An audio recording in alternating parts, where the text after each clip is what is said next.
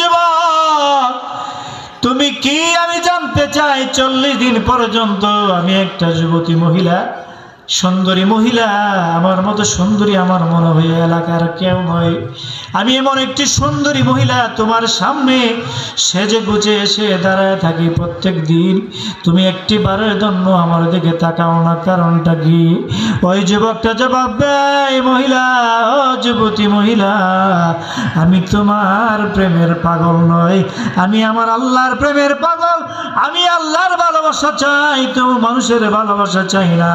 যে রব্বে কারিমের যে ঈমান আমি এনেছি, যে আল্লাহকে আমি বিশ্বাস করেছি, ওই আল্লাহকে ছাড়া আমি আর কিছুই চাই না। জোরে বলি সুবহানাল্লাহ। 1000 বার যদি চেষ্টা করো আমাকে তুমি ফিরাইতে পারবে না। জীবন যদি দিতে হয় জীবন দিব, মরতে হলে মরব, ঈমান দিতে রাজি না। জোরে বলি সুবহানাল্লাহ।